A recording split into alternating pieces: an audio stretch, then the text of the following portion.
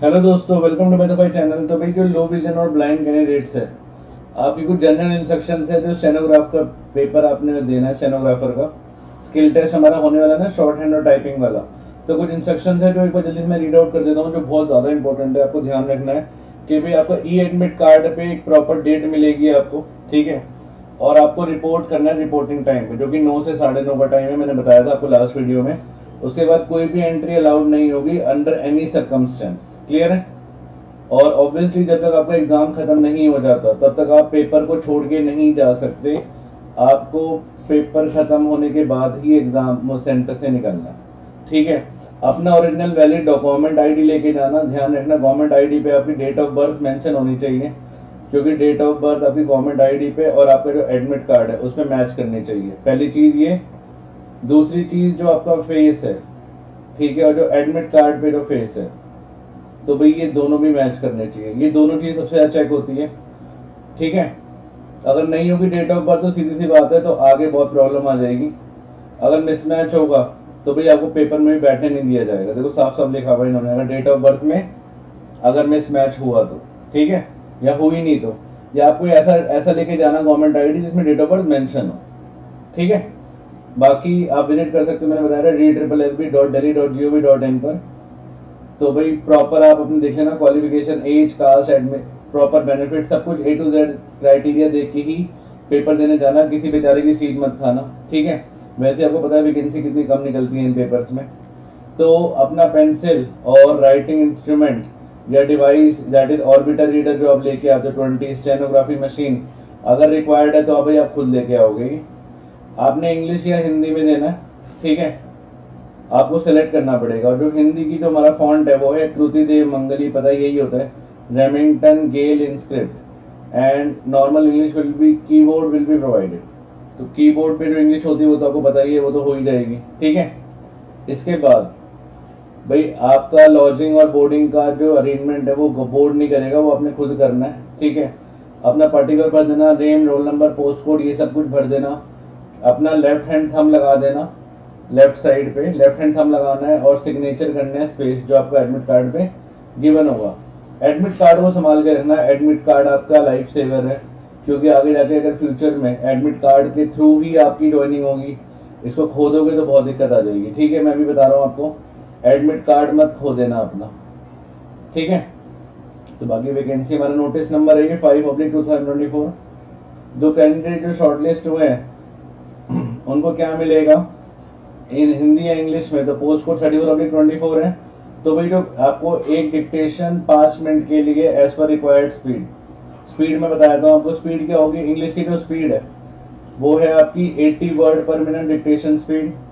Transcription time for eligible under PWBD category जो physically benchmark disability, उनको 35 minute मिलेंगे और टाइपिंग स्पीड 40 मिलेगी, ठीक है। जो PWBD है उनको 15 मिनट, ठीक है। तो भाई 40 वर्ड पर मिनट से हमें लिखना है। और हिंदी के लिए अगर हम बात करें तो डिक्टेशन स्पीड 80 वर्ड पर मिनट और PWBD के लिए 45 मिनट्स मिलेंगे। टाइपिंग स्पीड जो है हिंदी की वो 35 वर्ड पर मिनट है और PWBD वालों को 15 मिनट। एग्जामिशन नहीं है किसी भी कैटेगरी का टू अंडर एनी सर्कमस्टेंस, ठीक है। आपको पेपर देने जाना ही पड़ेगा। Passage will not be provided in Braille for the candidate. आपको स्क्राइब या passage dictator will read out the passage of only with in the allotted time. एक टाइम में ही वो आपको डिक्टेट करेंगे, आपको वही एज इट इज टाइप करके दिखाना है, ठीक है। जो अगर आप स्क्राइब लेके जा रहे हो, अगर एक कैंडिडेट का स्क्राइब जा चुका है तो वो दूसरे कैंडिडेट का स्क्राइब नहीं हो सकता, ये भी याद रखना, क्योंकि उसको तो पहले से पेपर पता होता है भाई। ऑब्वियसली कई बार सेम भी आ रहा था ना। और जो भी जा रहे हैं कैंडिडेट और स्क्राइब या पैसेज डिक्टेटर अगर कोई आप लेके जा रहे हो तो आपको एनेक्सर बी आपको फिल करना पड़ेगा। एनेक्सर बी हमारा ये रहा, एनेक्सर बी इन्होंने एंड में दिया होता है, ये रहा। तो ये आपको अंडरटेकिंग लेके जानी पड़ेगी, एनेक्सर बी प्रॉपर साइन वाइन करवा के, जो भी स्क्राइब बन के जो वहां पे जाना चाहता है पेपर देने उनके साथ ना, ठीक है। इसके बाद हमने क्या क्या करना है भाई। एनेक्सर ए किसके लिए है? एनेक्सर ए भी देखा था हमने, ये उनके लिए है कि जिनको कोई मेडिकल प्रॉब्लम हो गई है, सिविल सर्जन से आपको गवर्नमेंट वाले के लिखवा के लाना है कि आप फिट नहीं हो पेपर देने के लिए। और इसके बाद भाई अगर आप नहीं देते ये तो आपकी कोई भी आगे सुनवाई नहीं होगी, ठीक है। मतलब आप फिजिकली फिट नहीं हो, आप एग्जाम कर सकते हो, प्रॉपर मेडिकल सर्टिफिकेट देना पड़ेगा एग्जामिशन का कि भाई आप क्यों फिट नहीं हो, क्या है गवर्नमेंट के उससे, ठीक है। अगर आप चाहते हो एनेक्सर ए भरना पड़ेगा आपको। एनेक्सर ए हमारा ये रहा, ये एनेक्सर ए हमारा, ठीक है। ये उनके लिए है जो एग्जाम करना चाहते हैं, जो चाहते नहीं। अगर आप बिना एग्जाम भरे आप अगर पेपर देने नहीं जाते तो आप डिस्क्वालीफाई हो जाओगे, तो आपको पहले देना पड़ेगा एक चीज। और जैसे ही पेपर स्टार्ट होगा वो बोलेंगे स्टार्ट टाइपिंग, आपको सुनाई देगा स्टार्ट टाइपिंग, तो आपने टाइप करना शुरू कर देना है।